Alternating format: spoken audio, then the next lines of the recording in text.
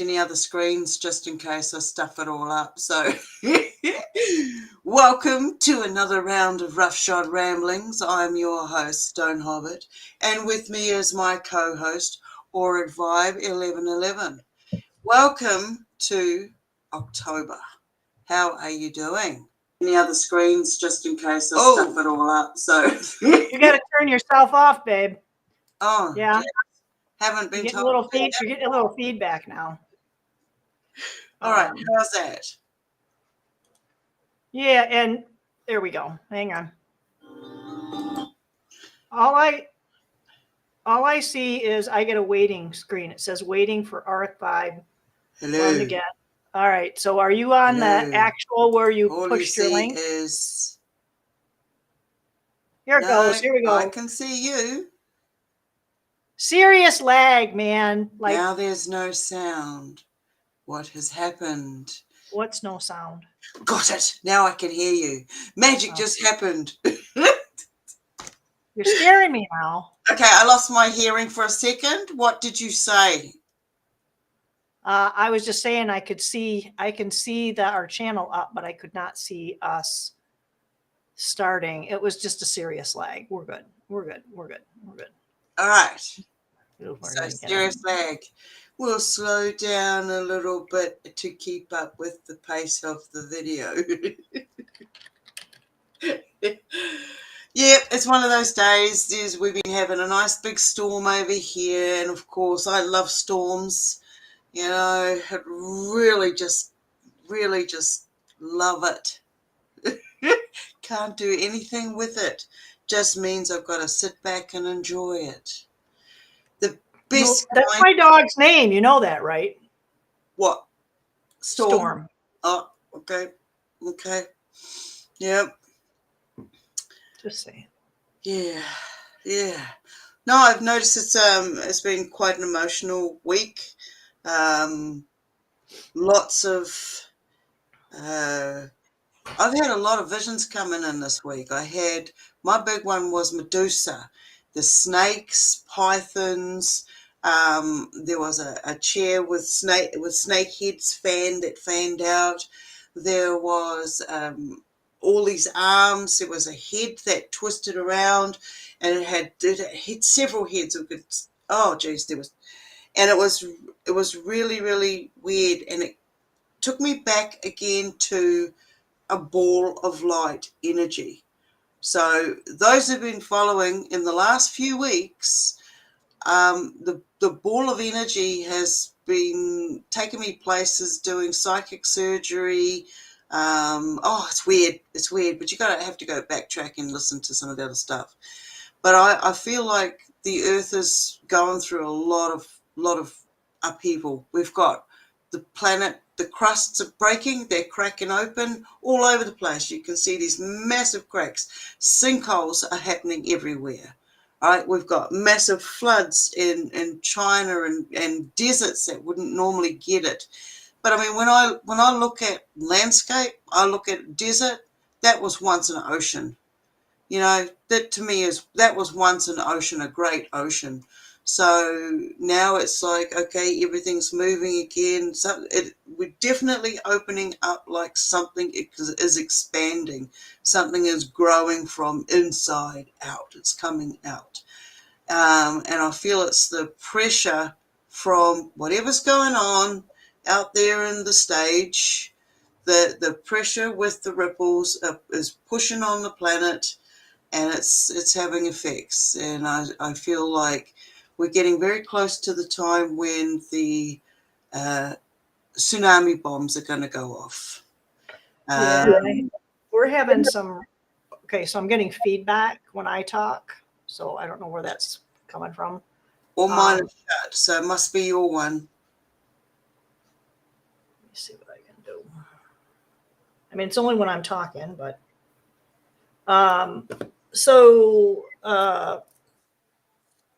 last couple of days, I mean, we're in fall. We should be, like 10 degrees, probably 15 degrees, 15 to 18 is pretty comfortable Celsius. Today, it was almost 30 Celsius. So and it's been hot, and it's not going to cool off. Having said that, it was probably 3 or 4 days ago. We were starting to feel like it was getting normal. And of course, you see all the streaky bits in the sky, and it's like, okay, it's going to be really unseasonably hot. So for those who do Fahrenheit, it was not too far off of 90 degrees. So it was pretty toasty. The interesting thing, though, is that the trees are still dropping their leaves. There's still, my driveway is full of crusty brown leaves that are falling off the trees. So, I mean, that kind of thing is still going on, but it's just odd. Yeah. There's a lot of, I think, emotional upheaval. There are, I think this is a deal with your stuff, or you're going to really have a tower moment. We don't have to have those tower moments. If we start to try and deal with our stuff, I don't know if it's going to be necessarily easier, but it's going to be a little more manageable with some of the stuff that's coming through. I mean, you were talking about having some visions. I typically do not. I will have sometimes, I might have a snippet of a dream, but this is the first time in my life that I was fully awake, sat here for about 5 minutes, and just thinking things through, just trying to chill, stop thinking. And I felt like I saw the side of their head. It wasn't real clear. It was like kind of, if you could have a person be kind of see-through, it was the side of their head, and it was like they were turning. And it was like, oh my God, I said out loud, oh my God, I can see you. And I was thinking of them. I'm going, holy crap, that was the weirdest thing that's ever happened to me in my life, because you really felt like you were there. Now I've woken up from, I don't usually sleep through the night. It's going to be, go to sleep for 4 hours, and then you're up for 2 hours, and then you sleep for another 2 hours or 3 hours. Yeah. So it was in that later sleep. That's when usually the really deep sleep for me comes. And those are the times when I would wake up, you kind of get yourself oriented, you put your feet over the side of the mattress, and I sit up thinking, and it's happened to me twice in the last few months. I feel like I just left someone in a park or visiting somewhere. Couldn't even tell you where, but I was visiting with someone, and it was a very calm and settled feeling. It was like, I don't know, like home. I felt like I was at home. And I mean, this is just a place that I inhabit. So I'm pretty open to what's going to be coming now. But it's only after, these things are only happening after, like a guy I used to work with, he had told me, you really work on your shit. Those were his words. And it's like, well, yeah, if I don't, nobody else is, and I'm going to suffer for it. Right. Yeah. And that's kind of what's going on here, but I think it's going to be on steroids. So if you got some stuff going on in your life, you better start working on it. Yeah. And it doesn't necessarily even have to be, a huge part of your day or whatever. You just kind of make it happen. Yeah. Just get out there and start doing it. Just start doing it. Yeah. So you mentioned the balls of light. So, and the orbs, right? Yes. And this was something we talked about a couple of weeks ago. You mentioned it. And I've had people tell me that if you take pictures of them, of these, and you see them, that it's typically got something to do with your camera lens, the lens on your phone, or maybe something that's in the environment that's causing something to happen through the lens or refracting off the lens. So I went through and I found this, and I see that that's probably pretty accurate. However, I mean, because you can get shadows, and I mean, oh, what's that blue dot right there? And it's like, well, when I move my camera and it moves with the camera, that means it's part of the freaking camera. doesn't mean it's part of what's going on out here. Yeah. And it's like, oh, it could be bugs, could be dust. And hi, Hey, Susan. Susan. Yeah, so really it could be any one of those things. Yes. And then they have to put a title or a scientific-ish kind of name like pareidolia if you see something that is a shape. Like I showed you that picture of the goddess. Oh, there were no trees there was nothing. There you go. Tell me, can you see a face in that? Yeah. Yeah. Yeah. That's There's a couple of things going on. Yeah, no, neat, eh? What a neat piece of art. You know, that's my burnt Toast cookie. art. That's a thing, you know. People who do that. Toast art. When I saw it, when I did it, I was about to eat it, and I was like, "That's Jesus Christ in my toast," you know. But you know, having it actually looks like there's like a mask over half of the face, and you can still, you know, you can still see through it. Oh, so maybe you tuned into the, what do you call it, the Shroud of Turin. Yeah. So there you go. Here's my divination for today: burnt toast.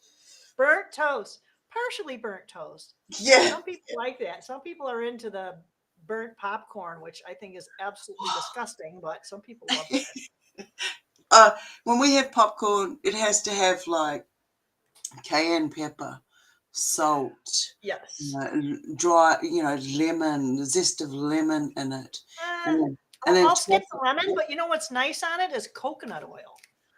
Oh, no. Ugh, no. That'll make it soggy. No, you don't put that much on it. You spray it on. Oh, okay. Gives it that, you know. Okay. Yeah, no, I don't do sweet. I'm sweet. I'm a sour.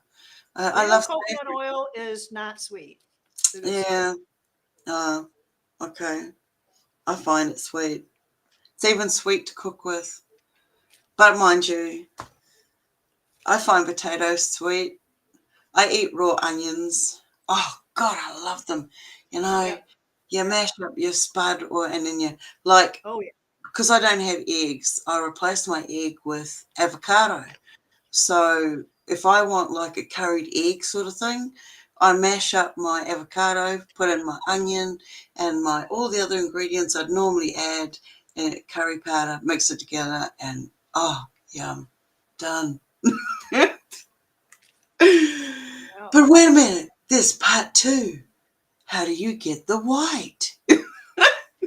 You'll have to watch the next update next week. There you go.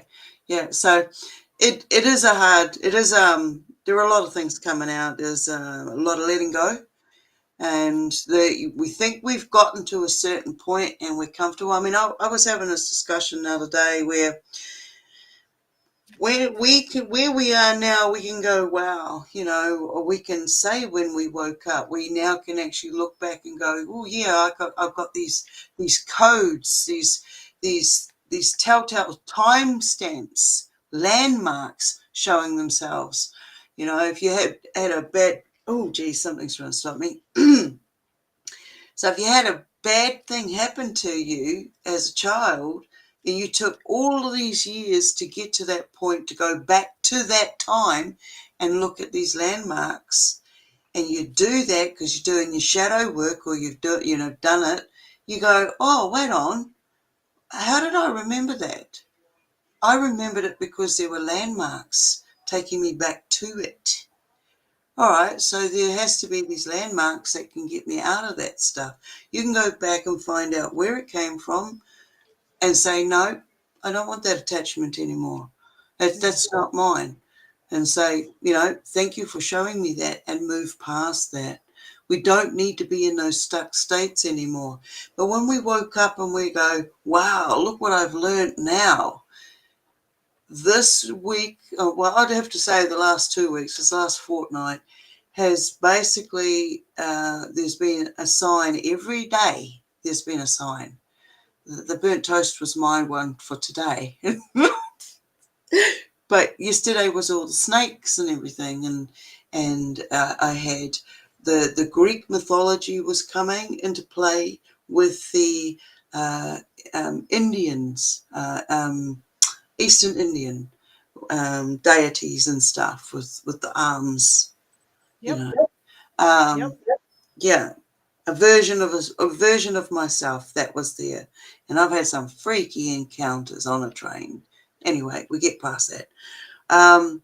But we go now into a new wave where we're going to go, holy heck, we're in for the new batch, the new awarenesses, the stepping into that new level of these abilities that we've got. So I'm like, oh yeah, okay, so that means for me more contact, more communication. We're having to dive deeper on the other side of it into what was dark to me yesterday is light to me today, because I can see where it came from, what it's about, and I don't need to keep that attached to me. I can now use it for what I need to use it for, because I've taken that back. Now, this is no different. We have to now go uh, with this, with discernment, okay, with risk assessment, with keeping yourself safe from all of the illusions that are about to show themselves. If you're not seeing the shaking in the matrix, if you're not feeling it within your body, then you need to get out there and step into nature. You need to get out there and listen to what's going on. Just watch the traffic go past. It's not the same. It's like when I stuck my head in the bee's hive and I could hear them doing their thing every day. And then there was this alert, alert, alert. And then there was this no danger, back to calm state. And this is what we go into. We do this. And we're at that state where we need to be alert. We need to be listening to what's going on around us. We've got all these different, I'm hearing a lot of act, ACT, okay, AK, AC. I'm hearing a lot of theatre, and the theatre comes with the military movements and what's happening on land. And we know that any military equals the seas, the seven seas, and some of the seven seas mean out there. So I'm looking at this big staged performance that's going on and trying to focus in on the energies that are coming in and making sure that it's me in control of the journeys that I'm going into. As soon as I go into a dream state, I'm like, okay, I'm here. I know I'm in a dream. What's happening? What are we meant to be doing in this dream today? What am I meant to be correcting? Because these dreams are flashbacks of pasts and all our jibble jabble that comes at once. That comes at once. It's like I'm going down this tunnel. I'm at these crossroads, and these crossroads are not just one set of crossroads. These crossroads, when you put them all together, become a ball of energy. Okay, and this is where I'm focusing at the moment, is using that awareness of this energy, because we love these adventures. We love these incarnations that we go into. We have to be playing a role somewhere to say, yep, I'm going to try that one out today. Oh, I like that color. I might try that color on for size. And then you get the, oh, well, you've got a debt to pay, so you're going to go back, and this is what you're going to do. Okay. So yeah. So we're looking for adventures. Time out. I've had enough. Uh, I don't want any more adventures. If what I've been dealing with for the past few months is what you call an adventure, Oh, read oh, between the lines. I'm over this so-called yeah. adventure. Oh, I heretofore proclaim this is my proclamation, my decree is that if there's any adventure, I write it from start to finish. I say everything that happens in between, and I want this adventure to be as freaking boring as possible, but not really. You know what I mean? I'll pretend. I just need some chill time. You know what I'm saying? Hey, I'll take a few weeks. No more. I think it's both baloney. Okay. This whole idea of staycation, no. I mean, I got to cut the grass. I got to do this. It's 10 months. It's 10 months now. I've been painting my freaking kitchen, and I'm only so far. So everything seems to kind of like take everything up. So the adventure starts here and now. I proclaim I have control over all of this. You want to shove something down my throat, it's only a reflection of what I was projecting in the recent past. I now say my terms. Hey, Sugar Bee. Hey, hi, Sugar Bee. Hot diggity. Hi, Rocker. What was that? Rockers Los Angeles. Yes. Hi. It's like, for me, it's like you're in that, you've all seen those time travel movies where all of a sudden you're shooting through space. Sound effects even. And it's like, okay, I can now stand still. I can stand still in there and watch it and get my breather and still be in motion. And we are clearing our tunnels, our channels, okay, for faster communication, for telepathy, right? For telepathy. Sorry, rockers. I might just put your chats up in the room if I can remember how to do this. All right. No, wrong one. Which one is so I did have to hey, I need no stimulants whatsoever of any kind for me to be trippy. It's just not going to happen. It's a bad thing. Now this should be automatic. There we go. Is it automatic? Stone's still trying to figure out how to drive the bus. Yeah, but we're still on the road.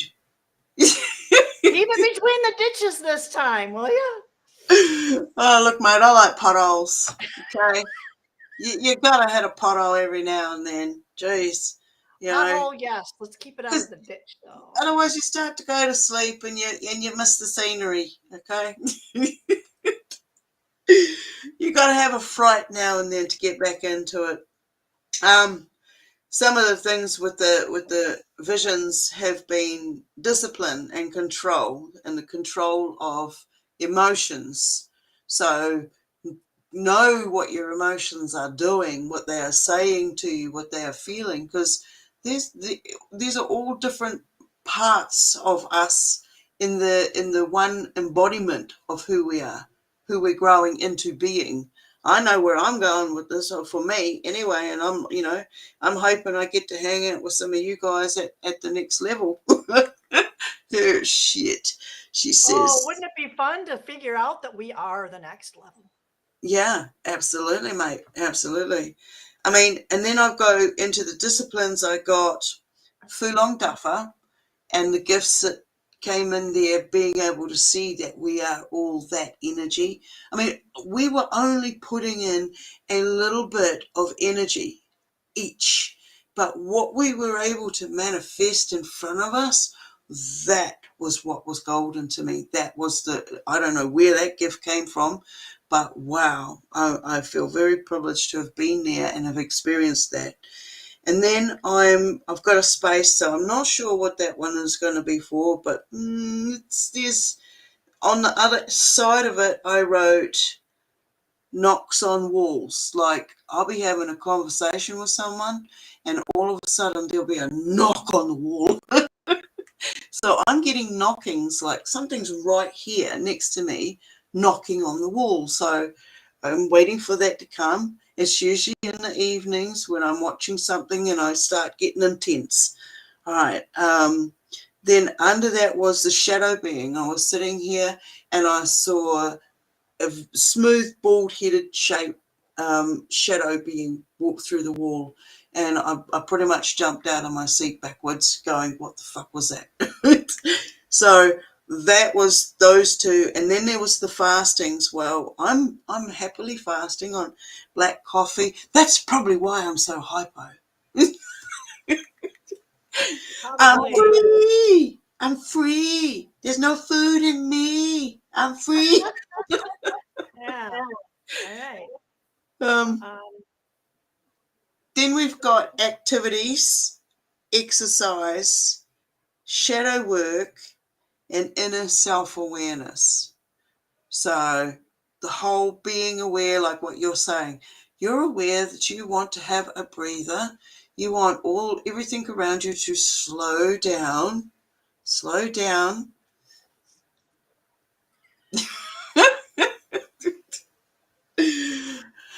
Well, that's coming. You're getting some of that, mate.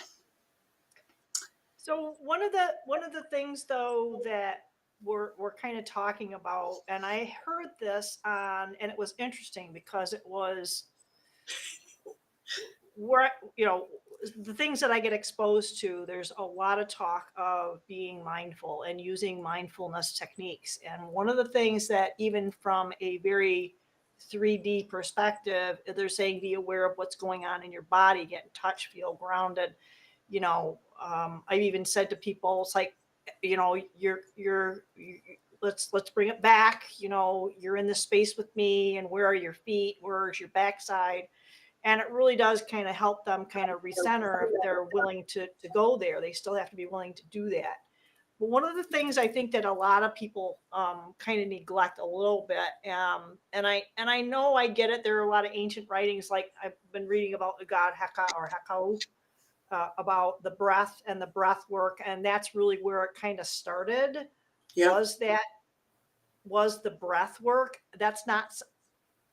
And if you think about what is happening, how many people do you talk to that have asthma, that use an inhaler, that have pulmonary problems, yeah, or what was the primary of the shenanigans that was going on in 2020? And that was a respiratory pulmonary problem. yeah, So that's what, and then of course they're talking about shrinking, in my opinion, shrinking this dome, this orbicular yeah, dome, if you will, the covering that we have, that's shrinking. So it's like it's our breath being oh my gosh. epiphany moment. Stupidest movie ever. Okay, maybe a couple other ones are more stupid. Spaceballs. What were they stealing? I They don't were know the stealing movie. the atmosphere. Okay, I don't know the They movie. peeled back a door on the dome and they had this giant vacuum and he flipped it on. Okay, Stupidest movie ever. But that was towards the end. So yeah, so they had to figure out how to fix that. But ultimately, that's what it kind of feels like, is that we are having these things, whether it's memory or not feeling like we have the time to do it, but we really have to. We have to take that time, even if it's just 2 minutes. yeah, yeah. People And probably think I have a problem because I'm this, always going in the little private bathroom at work. I don't have a problem. I need a freaking break. yeah. I mean, there's breathing techniques as well. Different types of breathing Yes. techniques. I mean, when Yes. when you like, when I start getting into the anxieties, I have to slow the breath down so I don't go into panic attack. So Mm-hmm. knowing the stages and how to reverse them, okay. And so as soon as I start feeling whatever one is going to come and kick me, I then go, okay, I need to direct that breath to that organ. So when I'm breathing it in, Okay. Yep. And then like the pulmonary is like little breaths, like breathe it in and little breaths out, like close your lips and go. Okay, that expels it more. That expels more oxygen so that you can clear your pathways. I don't know why I just said that, but anyway, Well, that's fine too, because the whole thing with the god Hekau that they were talking about was the originations of creation itself, and there's writings on the tablet saying how this deity did this. I'm not going to say he or she because it sounds like it was both. yeah, And the so-called magic was very specific, and it's exactly what you described, where it was directed to different organs. The first, I can't remember, I think it was the solar plexus first, and then and there was a very specific timing and thought. You had to have engage your mind, and you had to breathe it into this part of the body, and then this part of the body. And then it was even with, like, again, I go back to the 3D ideas, and it's found to be very effective with dialectical behavior therapy, DBT, that they do 4 square yeah, or mindfulness, and it's just breathing in for 4, holding it for 4, breathing out for 4, holding it for 4. And they do that so many times, or for how long, however they're going to do it. But that's also part of it. And it's not like you have to you have to just concentrate on the 4. Because a lot of times when you are wound up, you can't concentrate on anything. It has to be something very base, like a number. yeah, And numbers are really what we are. We are the numbers. yeah, We are that structure. yeah. No, I catch myself when the voice gets too high. I catch myself when I use words that I don't need to actually. They don't need to come out. They serve no real purpose. So they can stay without, because that's just darts and damage to somebody else who is not going to take it the way that I would have delivered it. Even though it would be not, it was not intended to be harmful, but it was intended just as an expression. But this is what's going to catch people out is we need to be aware. Right now we're in what I call tea time, transparency, exposure and accountability. And we've been watching all the staged performers, the actors on the theatre, getting in alignment. We know what they've been feeding on, how they've been doing it, what they're trying to push, how it's not working. And it's hard. We're getting a lot of people not coping here. I'm seeing it worldwide, but being a smaller country, it's being repeated more. You hear it more, you know. So there's people going missing, people turning up in other countries, things that just aren't, scenes that are not adding up. And it's just absolutely crazy stuff that's going on. But if we take a breath and go, what role are you playing in that scenario? Okay, right now your participation is you viewed it, you've seen it, you step away from it. Okay, next participation is you step there and you participate, you go back and you view it again. So now you've got an attachment. So by seeing what our patterns are and being able to reverse them, we're not going to feed whatever it is that they are wanting from us. And of course, you know what I'm saying, but anyway, there's a lot of harvestings going on out there, and I'm hearing hijacking a lot, like hijack, and I'm like, what the hell did I just hear? you know and then the conversation straight after that was like, whoa, that energy, that the just the use of that person's name in the context, it was so innocent, but the energy that was being harvested from them just by using that name, you just, that person, without even realizing it, was giving permission to be harvested, right? So we're becoming more aware of contracts, what we sign up for, how we are signing up for it. It still doesn't sit right with me that I signed up for this job. That's never going to sit right with me. But anyway, yeah. What about you? What has been your pet peeve this week, and how have you dealt with it? What is this, therapy? Yeah, Well, yeah, I got I one. can't say it's just for this week, but the thing that popped into my head is definitely lack of accountability.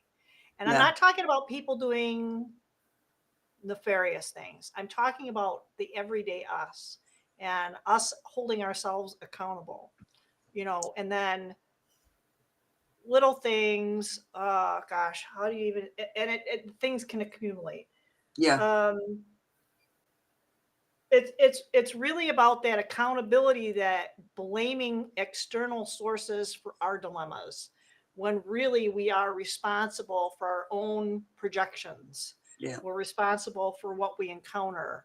If we are not happy with the way our life is going, then you need to change something. yeah, And it's just like Rockers just said, finding ways to not play their game. yeah, Well, I know how to not play their game. If I see something that I don't like, I say, I'm sorry, that doesn't work. That doesn't fit. That's not who I am. I don't care what other people say. They can project and gaslight me, which can you tell it's a little close to home right now. And they can gaslight. They can oh, look through they, we all have filters.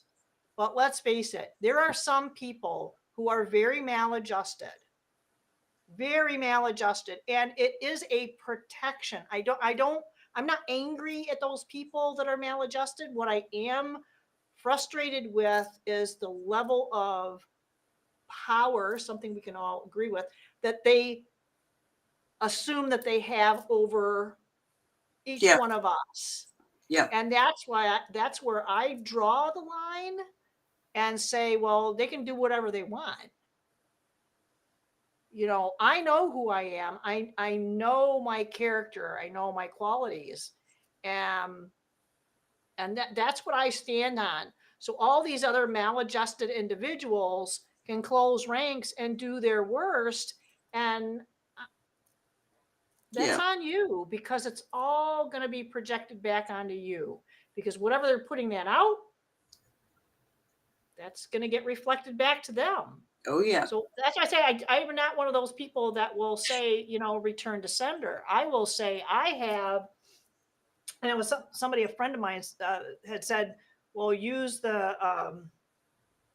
if you envision a shield around you, and cobalt blue is a really good color. And I said, well, you know what I see a vision of is like a cosmic egg outside of all of this energy. It's not like right on me, it's out, and it's like a cobalt blue chrome. So I can see out and they can't see in.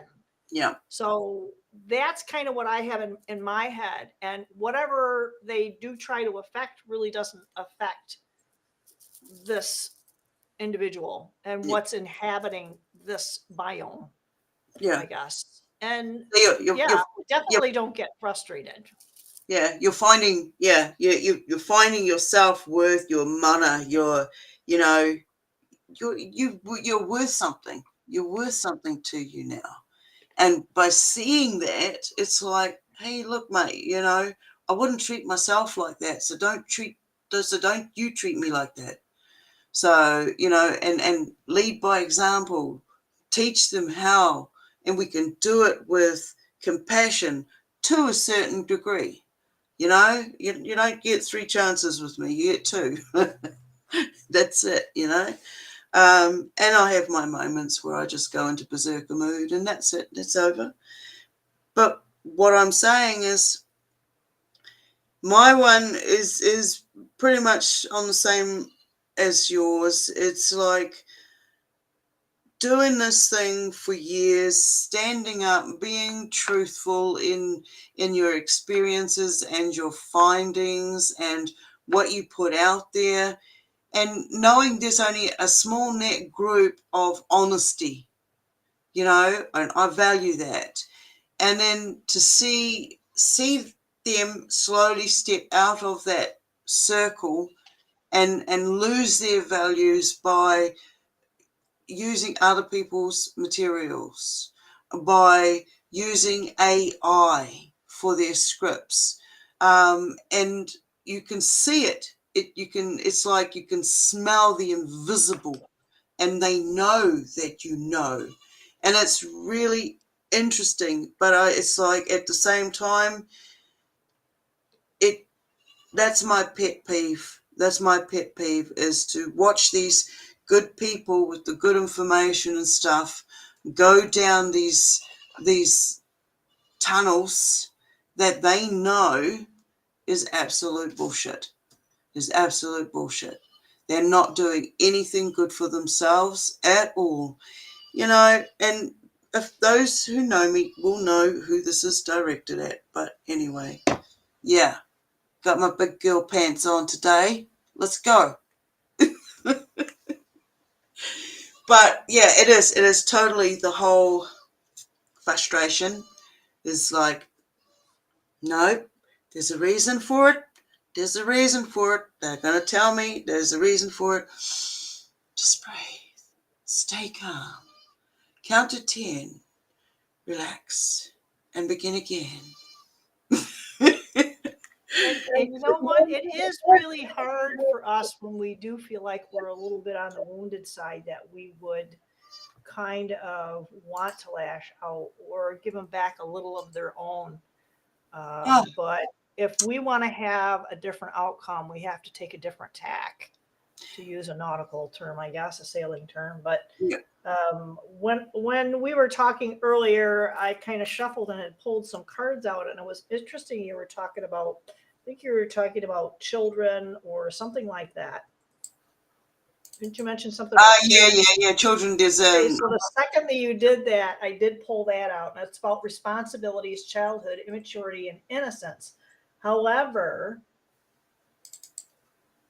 yeah. there and oddly enough, I talked about, so I got guarded, but this is the interesting part about what's come out, is that when because we don't want to be, this is blocked heart chakra. And again, people say, well, we gotta break the matrix, we gotta get out of the matrix. I don't know if that's accurate. I don't subscribe to that. Yeah. What I do feel like is going on is that we have to figure out what it is that works out of this particular structure, because that's ultimately what we are. It's not a bunch of ones and zeros. I think Elsa has it right about the spin beings. Yeah. And we're made up of a conglomeration of spinning light. But we can't we don't want to block. We can block things. But we really don't want to block stuff. Yeah. Because then we're not going to really get there. So putting up a shield, that's why I say I can see out, but they can't see in. And this is only for those who would do me harm. Yeah. Who have malintent, because that's a thing.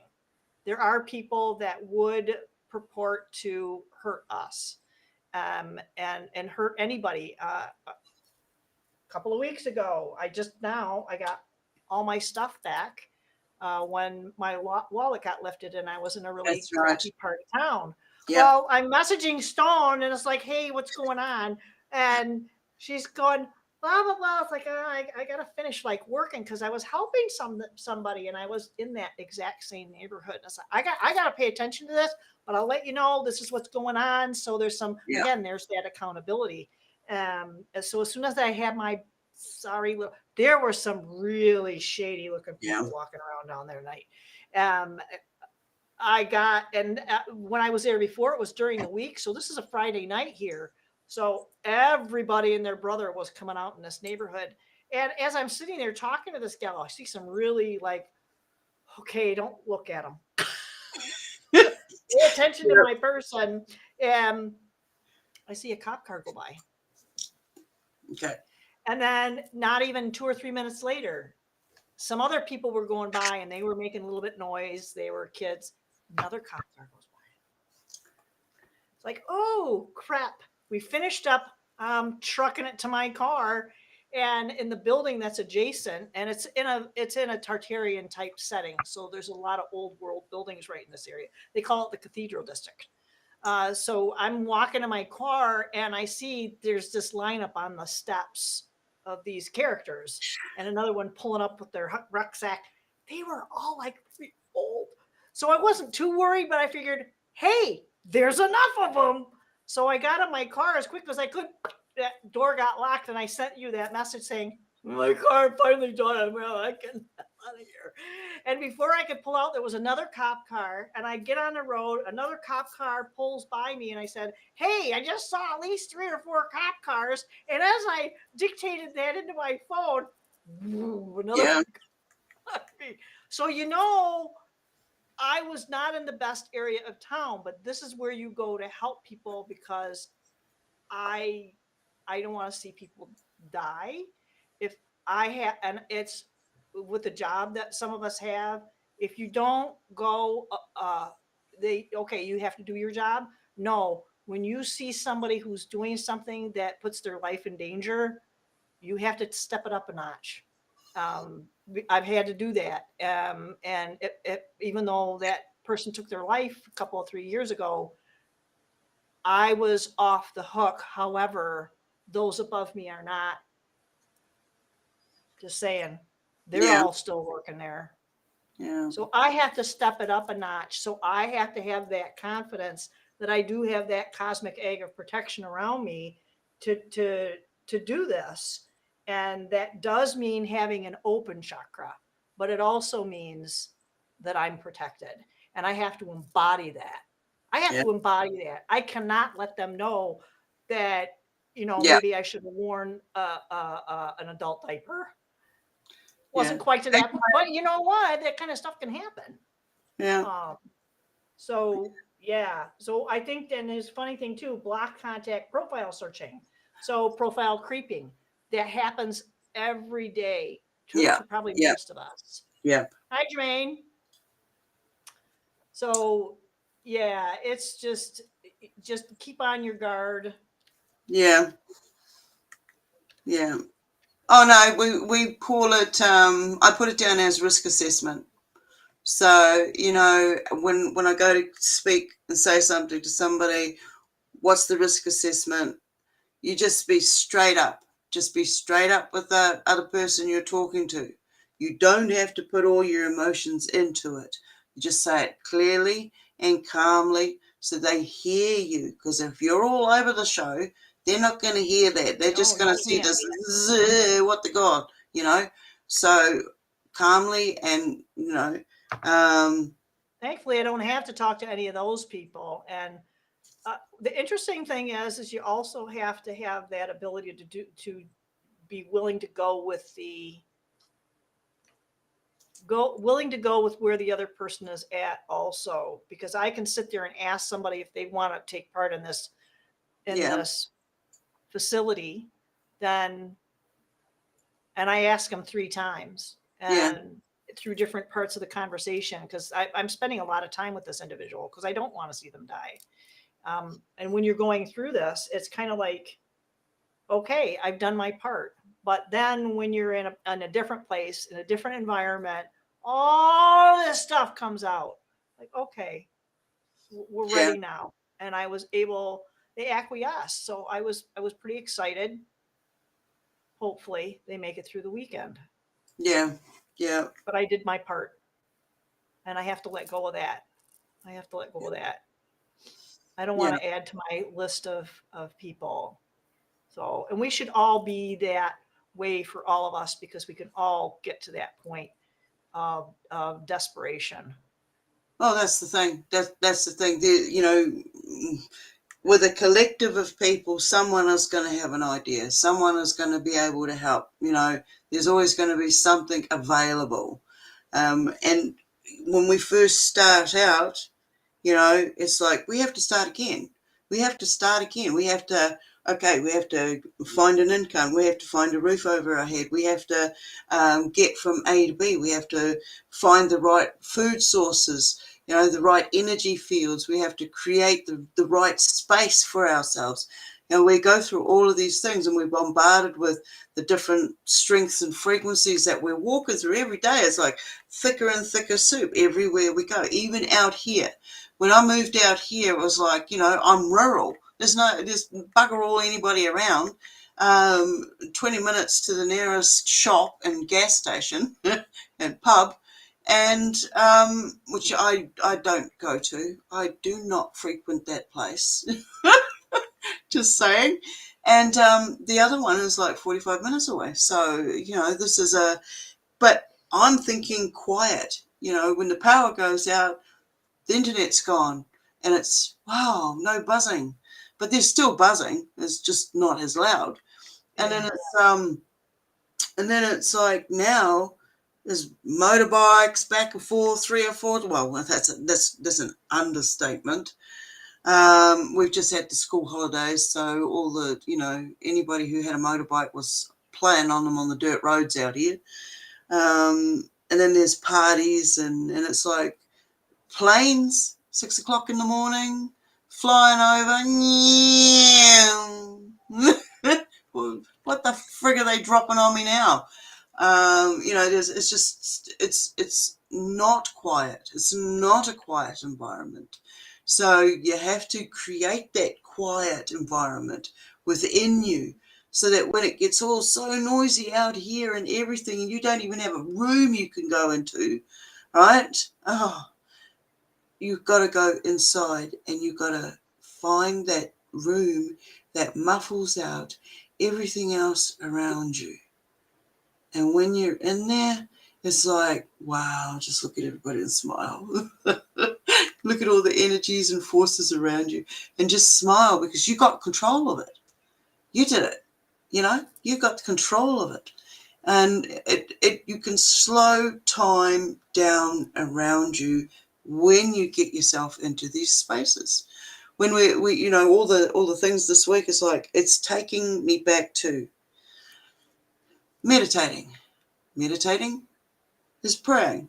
You know, you see them get down on their knees and kiss the carpet and get back up. And you see Tibetans do theirs. And you see all cultures have their own way of praying, whether it's getting down on your knees or whether it's belly flat, okay? Whatever it is. But when I'm looking at it, I'm now looking at it, you know, if I put on some songs and I start getting in my groove in the background and nobody can see me, you know, it starts off one way and then I start feeling all the joints, all the muscles, and I start feeling into the movement. And that's where it goes. And then from there, oh, wow, geez, I end up becoming a bird or a friggin' dinosaur or something. You know, you get into that feeling state because it's medicine. It's medicine. I'm looking at creatures that have they can change their, you know, camouflage. They can change their colours and to fit their environment so you don't see them. They become invisible, but they're still there. And so I'm looking at those animals, and I'm looking at the sorry, I just got distracted by an orb in front of my face then. Take his timestamp, go back and have a look and tell me if you can find anything. But anyways, if you can step into your totem animal and see through the eyes, you'll also see through the medicinal side of it. You are a shaman, you have the shaman abilities. So you can step into these totem animals. They're your guides. They've come there for a reason, so they can share what they see with you and what you see with them. Yeah, I just had somebody say this is psychic warfare, and I'm like, no, it's not. It is to a certain degree, but then this is, we've done this before. We've done all of this. We've lived all of this. We're here and we can recognize it because we've done it. We've experienced it. So we have to live in the shit environment, shit people, learning to grow out of themselves, shedding skins and versions of themselves, because it was their own programming. And we had to, we either worked with them to get out of that, or we did individual paths to get out of it. So, yeah. Anyways, I got to there's a thing though. I think we're taking this from a perspective that everybody wants to expand and grow, when we have these people out there who are kind of contributing to this growth process, but it's a struggle for us, but it's also, there are a lot of people who are not interested in the growth process, who want to stay where they're at, who want to be that mean, nasty, projector, who wants to take their unpleasantness and put it onto you. And so when you were talking about meditating and how you can do this whole transformation thing, to me, that's like, in order for you to really even start that process, you have to be in a very safe place, because there's a great deal of vulnerability. When I was sitting there and had this transparency type, it was the weirdest thing ever, because I can't even remember. I can't even tell you. My eyes may or may not have been open, but for me to see that, it's like, oh my God, I can see you. And it was the instant that I said something, it didn't pull back, but it just kind of dissipated, and maybe it just kind of shrank from my view, as it were. But the reason I feel like that happened was because there was, of course, I got kind of freaked out, because it's like, what the heck, So it's that feeling safe part of, and having that family, because this is the card I'm looking at. So it's about family, but it's feeling safe. And maybe the family is not that physical blood relative. It's that family of the spirit realm, which is really aspects of self and others that are close to self that we can more or less blend with. And I feel like we all have that available to us, but collapsing field towards manifestation. And true, I've been looking a lot into manifestation. I really like listening to some of the Neville Goddard stuff. I have his books.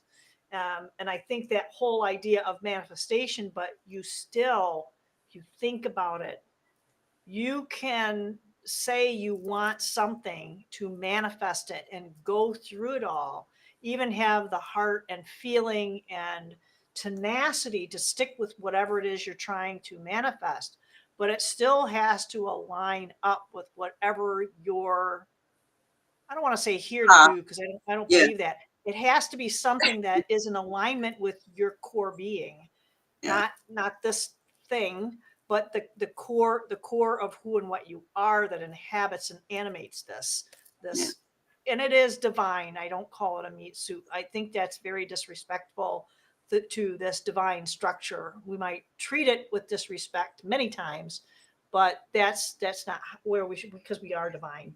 If we knew, we don't feel like that sometimes. We don't feel so divine. But if we knew what we were getting into, we would have treated it better. We probably wouldn't have come. All right, I don't pass. I'll take the next bus ticket. I would like to believe that the next time round, where whatever I come back as, or wherever I end up, that I'm aware, okay, that I've been here before. That's all I want to know. That's all I want to remember, is that I've been here before. That might be part of the ticket for being here, though, yeah? Yeah, I don't know. I mean, all the little, there's so much. I mean, I've been organizing my folders and files, because I get targeted now and then, and all of a sudden a lightning storm will take out my hard drives, and that's it. 20 years of material gone, and then I've got to go hunting to see what I can retrieve, just little things like that. And it's okay. What can I do about it? I can't worry about that sort of stuff. I mean, it hasn't happened recently, touch wood, and we're still, but there's always something around me that's, like you were saying at the beginning, there's always something that's trying to hold you back, and you're moving forward, and then it's like, okay, I surrender. Stop beating on those around me, leave my environment and me alone for a while, and then I'll come back and I'll do what you tell me to do. These are the forces but that's never how it goes. That's how I would like it to go, so I could get a breather. But it's more like, if you are aware that you have these abilities, you've shaken off all of the shit that you've done, all the work you've done, you'll know that you've been doing it for a reason. And that reason, until it's fully revealed, this is what we're going to keep doing. So when we need to learn to recognize all the little games that they play, all the areas of programming, we have to go back inside. We have to become our Akashic records so that we can time travel, so we can heal any wounds that we've either created out there or have been forced upon us. We don't need to carry that information. It's not serving us any good, and it's not serving this genetic suit any good. All right, because it's, I need to shake what I need to shake so that the earth around me has a good vibration, has a good imprint. I don't leave any scars on the land, sort of thing. You know what I mean? Be aware of your footprint that you leave behind, because it's important. It's important. I laid down codes years ago, and the manifestation, as you were talking about, that started showing up was, we were talking about a bag of balls. We go out and we start digging in the garden, and there's all these little balls that start showing up. So these things, in the garden, I also found a few other things, and a it's in my tray over the back, and an antique. I don't know how many years old. It's an antique stone carving. So it's like, wow, that's these are little gifts. These are little gifts. Like, you were directed there. You had a memory imprint. Did I put that there from, am I stepping into a time warp? Am I picking up the sensations from, residual energy that was there beforehand? Speaking of the balls and then finding them, were they left there for me? Was it a version of myself that left it there? So this is like, right now, the whole illusions are, the veil's coming down. The veil's coming down. Having a discussion this morning about, the great space turd. Okay. That's going across at the moment with its followers behind it. How many outcomes? Are those the Klingons? Yeah, it could be the Klingons. Oh, we got to play that song sometime, eh? Klingons on the starboard bow, starboard bow, starboard bow. Okay. Oh, anyway, okay. It's up there with the TARDIS song.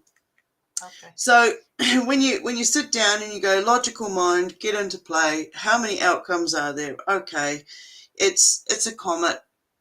If it's a comet or it's an asteroid, where did it come from? And what are the ones behind it? What blew up for that to happen and move through space at that speed? Okay, there's that. Okay, it's a ship and it's got hungry aliens on it. Okay, well, that's a repeated pattern. We found the bones for that one. That won't take long. Then you've got the positive ones that come here and what's good for them. Okay, what's this? Oops, lost connection. You're good. You're good. You're good. Okay. You're good. You kind of jetted out there for a hot second and came back. Oh, interesting. Okay. Anyway, talking about out there. Ooh, okay. Timestamp. All right. Yep. All right. So on that one, it's like, now, did I say they were good or did I say they were bad when that happened? Then you get the good ones coming in, but what's good for them is not necessarily good for us. Correct. Right? Good is a moral judgment. Good and bad is definitely a moral judgment. And you can use any situation, any device for Hey, you can always be right. your benefit. Absolutely. That's why when I call in energies, I don't say that I'm going to bring in good energies. I say I'm going to bring in all energies that are benevolent to me. Yeah. I'm doing something just for myself. That's what I call in. And it has to be benevolent to me. And I don't even say highest good, because there you are placing that moral judgment on something. How do you define good? It's just like someone says, how do you define love? Yeah. And I know you can totally relate to that, because people can say that word and it has a total, and they may mean it, and it has a totally different definition of what that means, what the behavior is, what the feelings are. It's Yeah. What do you completely recognize? different than somebody else. Yeah. What do you recognize as love? What is love for you? See, that's a big thing that they didn't teach us is definition. And, one person's definition of something is totally different to somebody else's. And I feel that's where the whole, the fall of Babel came in, was definition was changed. We lost context. We lost context of what definition was. So when somebody says they love you, what does that mean? Explain to me what that means when you tell me you love me, because I don't like love. It doesn't work for me. And, that doesn't make me a bad person or have a heart of stone. Well, stone, heart, whatever. But what it makes me is aware of words and the frivolity of what's behind them, the energy that's behind them, what's attached to them. Mine comes to a deeper understanding of, I rather give you appreciation. I appreciate everybody here, because it's not easy. It's not easy to be here, not for any of us. And every single one of us has got a story, and every single one of us wants that story to be heard, seen, or shared one way or another. And so if you can't find that, look within you. I want to ask you a question about that, though, because I get you can. Someone can say a word, they can say that word, love, and they can evoke whatever it is that they are ultimately feeling with Yeah. what that word means to them. How you receive it is completely different. So if I have someone that I most excellently love you, Stone. I love it. I love it. But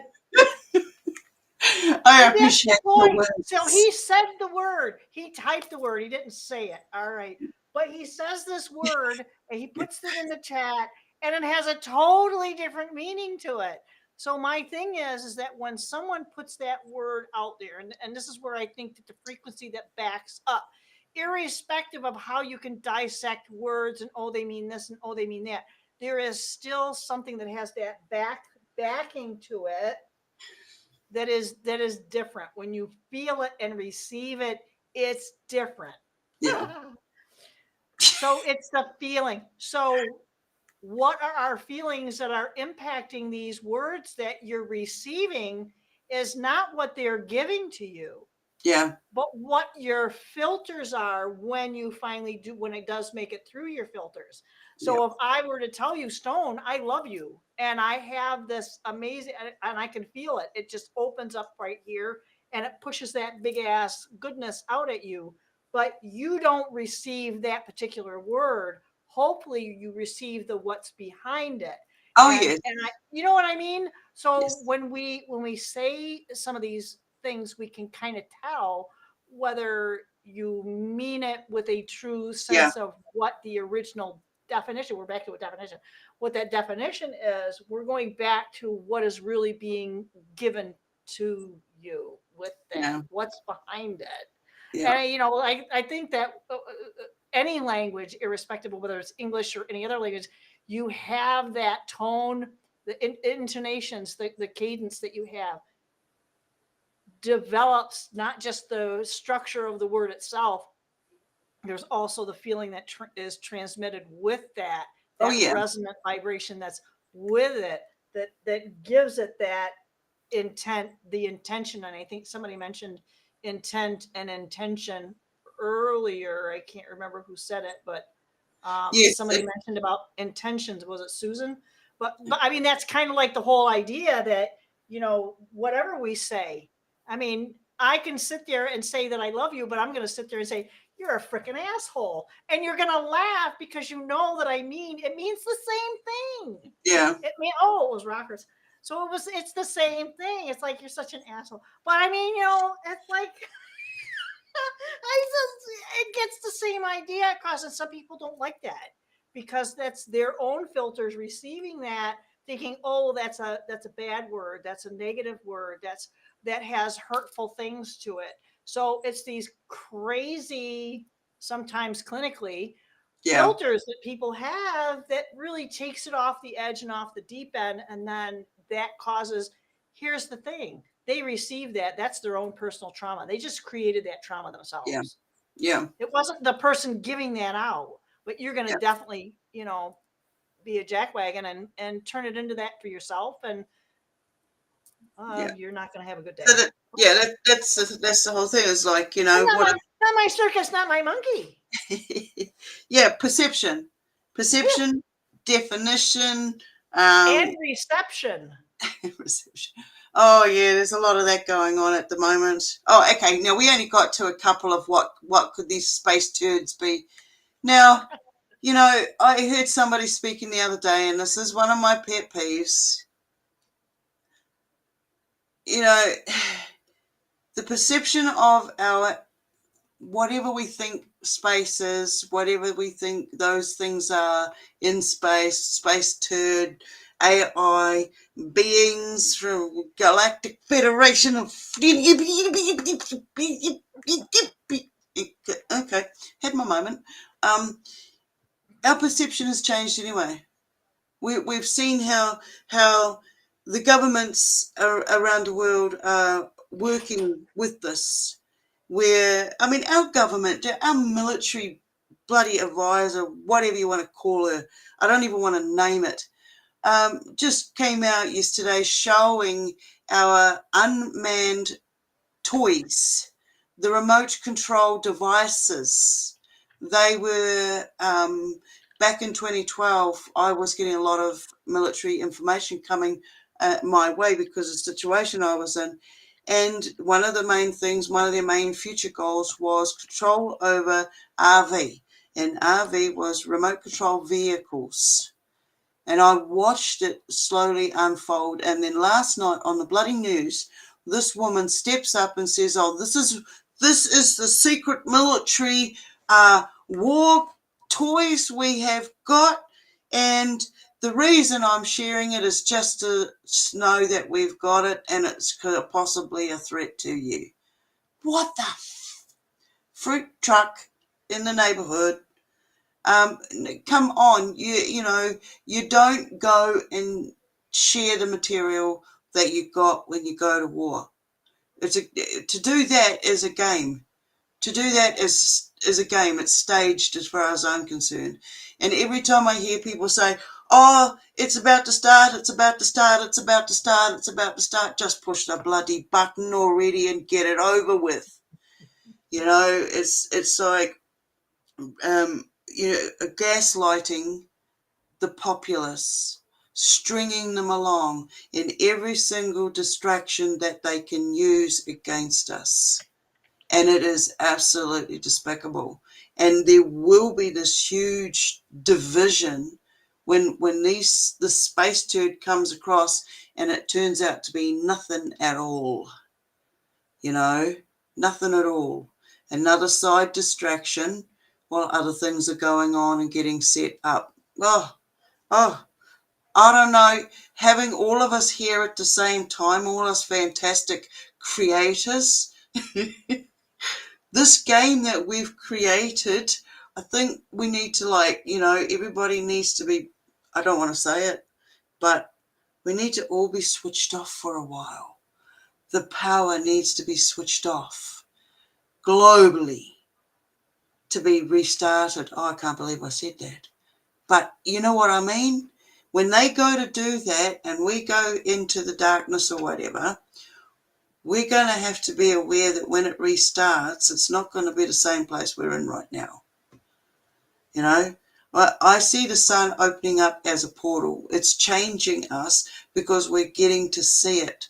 I've got to do some more research into the it's not the fake sun. When I call it the fake sun, I'm talking about the one that the Chinese or whichever culture it is Asian culture has made. And I don't believe they're the only ones who've made it, because you've also got CERN, and there's more than one CERNs located on this planet.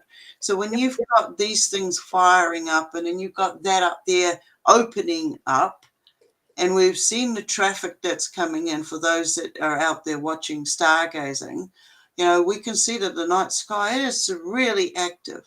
So I'm not surprised in all these chemtrails being dropped directly over the house in patterns and stuff. But, good old white vinegar, boil it, stick it out there. I throw a couple of pieces of copper around the place and watch those holes open up. So there's a lot of things that we've got to do to prepare ourselves, making sure that we know what our intent is each day when we get up. Give thanks to ourselves every day. Don't be so hard on ourselves, all right? Because stuff happens no matter how guarded you are. And I say to people, when you're so guarded, I live in a state of hypersensitivity. Okay. Hypervigilance, though. I mean, you've gone through a lot.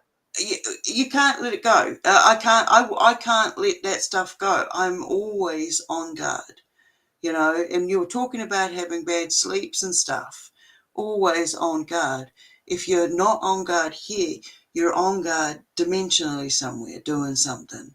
So if you can get a breather when you can, put your feet up, because we do know these different skills and abilities, but we're all as guilty as each other. We don't practice them. We don't do them for ourselves. Last night I had a bubble bath, okay?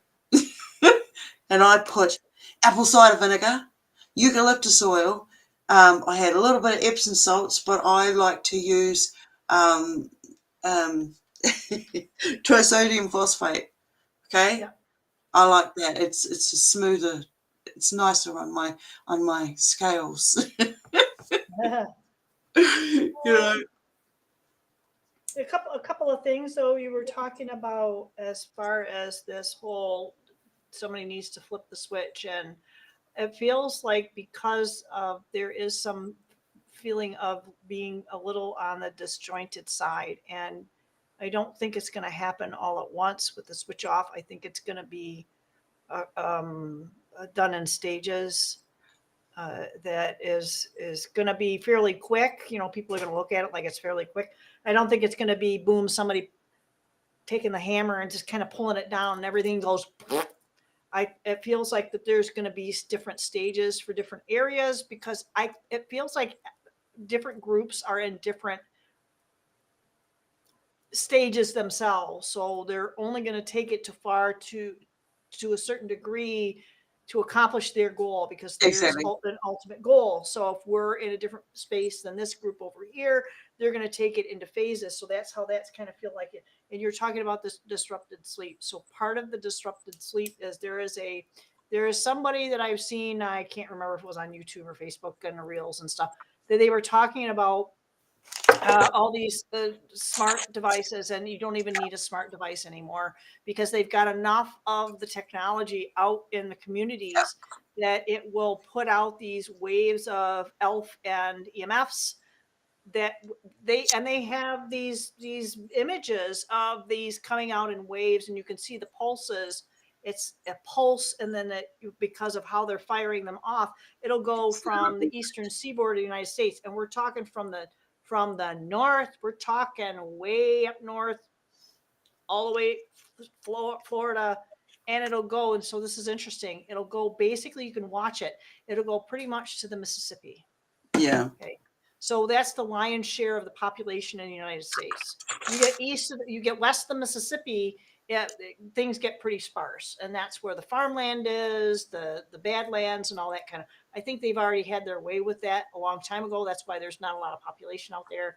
So whatever they purged that area, now they're on the eastern seaboard and in the Midwest, part of the Midwest, because even though Michigan is eastern, we're still part of the Midwest. So part of the Midwest is also included in that.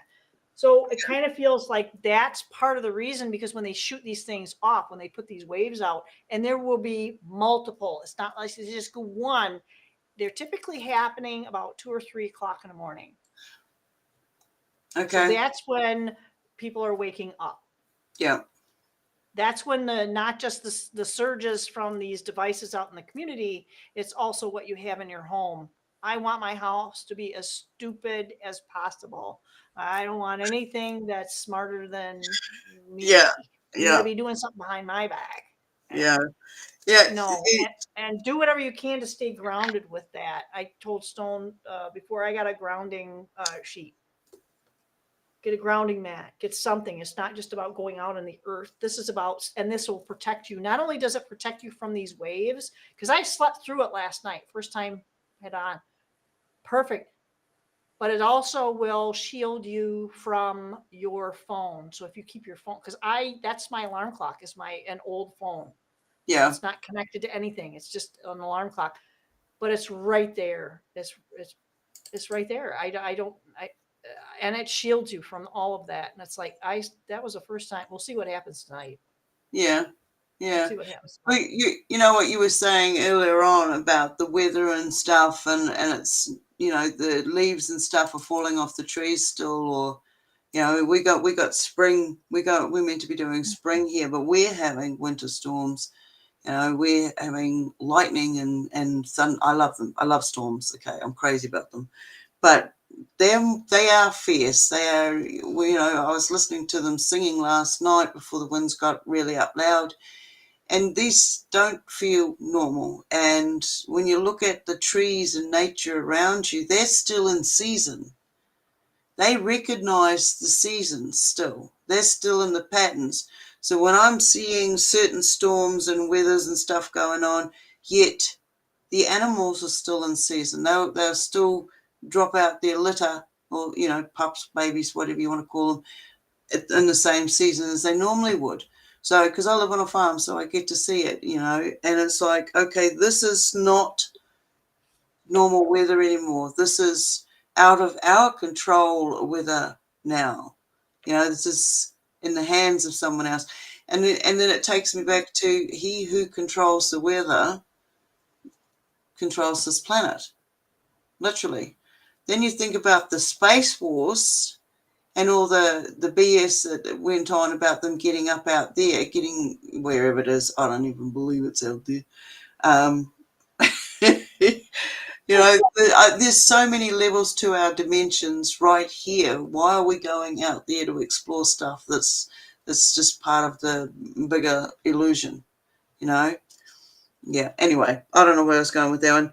But the whole weather thing, looking at the seasons, they're still recognized. The seasons are still recognized, but the weather is not recognized as seasonal any longer. It's like, are they trying to turn this whole planet into a tropics or a desert, or wash out complete villages, reshape the landscape? They're using it. Every time they come up with an agenda, it's not just a single agenda. It's a multifaceted agenda. It has many purposes to it. And this is how I see government and politics. Whoever comes up with the best funding, price tag that they can make the most out of in regards to lush and money, and because I believe money is fake.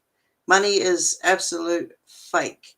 We don't, okay, we live in a society where we need it to survive. But if we got the skills together and started bartering our skills and realized there's enough here for everybody on this planet to have, the basic necessities, a roof over your head, to be warm, to have a meal a day. We overeat as a population. Everything is disposable society. We have become a disposable society, yet we're so amazing. What is going on? Why have we been shook up like this? Anyway, it doesn't matter. Again, I'm going off track again. Well, you're talking about the climate, and this is really interesting. You mentioned something about going tropic. So back many moons ago, when I was doing the homeschool thing, we talked a lot about what is the based on the evidence that we have in our ground and around us, what was this place like? Put a number on it. I don't care. So one of the hypotheses is that and this is interesting because one of the hypotheses is that our structure, because we assume that this is how it's always been and blah blah blah. So one of the hypotheses is that when they had these major floods, that this dome was bigger, it was higher up, and the waters didn't just come. If you read the ancient texts, it didn't just come from the top; it came from the bottom. So in Michigan, we have Lake Michigan. In the bottom of Lake Michigan, guess what? There's a Stonehenge structure, there's pyramids. So when you were talking about water, what they have hypothesized is based on the size of the plants, the size of the animals, that this dome was higher, it was bigger, and the atmosphere itself was structured differently. So the components in the atmosphere, so go do your own freaking research, because I did this many moons ago, that it was had more hydrogen, and it was the sky wasn't blue, it was more of a pink. And it had a different element to it. Things had less pressure, they grew bigger. This is why you see all these ginormous plants. So I don't know why I wrote hydrogenic, but it's not necessarily that they're going to go tropic. It feels like it might be going the other way, and it's an illusion. We are actually cooling. Even though we're really hot right now, it's artificially manufactured. God only knows what's going to happen for us in this coming up winter. Usually we don't get a lot of snow anymore. I remember as a kid having, snow up to here, and school was really closed for a real deal reason, because nobody went anywhere. Today, they get an inch and a half and nobody's going anywhere. It's like, really, come on. But I guess the thing is this is climate control, and it's all about that whole perception thing too. That what are they really trying to do? What are they trying to manipulate? Feels like they might be trying to shrink it, but are they trying to turn it tropic? Probably not. It's like things are getting smaller. I mean, even people have gotten smaller. Let's face it. It's rare to find very many people over 6 foot. Glad they're out there, but but they're very few. So I don't necessarily know that. Who knows what they're trying to do? It's just for us to kind of like pick up on being aware of these things. Whether we can do something about it, I don't know. Maybe it's part of this particular program that we're involved in, if you believe in that sort of thing. But they stunted our growth, sugar. They stunted our growth. Back in the day, I got thrown into communication with pine trees, and then into Amanita muscaria mushrooms. And from there, it was tannin, it was masculine, and masculine. That's correct. Mycelium. That's it. I knew it was there somewhere.